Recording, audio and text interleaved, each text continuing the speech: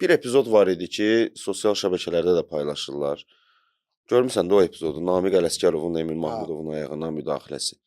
Niyə bu var hara baxır? Yəni orada hakim nəinki qırmızı vərəq, heç sarı vərəqə belə göstərmədi. Yəni əgər tapdanırsa, qaydada belə bir şey var da, ayağın qorunmayan hissəsinə ayağın pəncəsi ilə yuxarıdan aşağı sürət bərk formada bir var. Ehmal yüngül, ayağın üstü və yaxud amma qorunmayan hissəsi də var da o ayağın. Emin Mahmudovun ayağının qorunmayan hissəsinə pəncəsi ilə, butsun altı ilə, şiplərlə deyilən bir şey var ki. Bərk basır, amma yanını belə basır. Belə vurur. Yəni orada var, qırmızı ümumiyyətlə olmadı. Nəinki qırmızı, sarı vərəqə belə göstərmədi başa. Yəni orada bir sənətlə, orada kriteriyalar var da, mən özüm də görmüşəm o epizodu. Sən məsələn deyirsən ki, bərk basır. Amma meydançanın içində həmin o hakim hansı ki, həmin epizoda yaxındırsa baş hakim, görə bilməsə belə, sən demiş. Vardan deyirlər ki, qardaş, var hansı momentlərdə müdaxilə? Bəlkə də ola bilsin, sarı vərəqə düşünüblər, amma biz bilirik ki, var sarıya görə müdaxilə saxlaya bilmir. Qırmızı yoxdursa, Leon, davam elə. Ona görə nəsə... Yəni o epizodu sən necə dəyərləndirsən? Qırmızı vərəqəli epizod. Mən qırmızı vərəqə deyirəm də, yəni bir başa qırmızı vərəqə. Çünki biz indi o deyənə deyirəm. Dediyim o kriteriyalara daha çox çəkir. Amma elə bir şeylər, momentlər var ki, o hakimliklə bağlı təzə bu yeniliklər baş verdiyi üçün İsmail hər 2 aydan bir, 3 aydan bir də görsən təzə nəsə qanunlar çıxardırlar. Və o hakimlər də gəlib həmin o şeyləri komandalara təlimatlandırırlar 5 aydan bir, 6 aydan bir nə yeniliklər olursa. Ola bilər ki, hansısa kriteriyaya görə orada...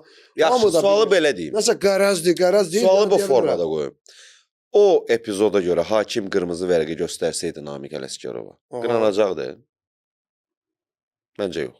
Qınanmayacaqdı. Sadəcə olaraq oyunun son oyundur, çempionatın son oyunudur. Öz aralarında hansı ki intriqa var, hansı ki kubok oyunlarında, çempionat oyunlarında aralarında söz-söhbət, Neftçi məsələn hansı ki son vaxtlarında yavaş-yavaş başladı dirilməyə və yaxud da oyunun gedişatından qırmızı vərəqə versə hakim elə bir sənətə fikirləşir, görür ki, qırmızı verdim oyunun elə bir ipini yığışdırmağa. Futbolda elə bir şey yoxdur. Amma elə bir şey də yoxdur. Qırmızı vərəqənin dəqiqəsi, saniyəsi yoxdur. Oyun başlayır, 3-cü saniyədə də qırmızı vərəqə verə bilərsən, varsa verməlisən.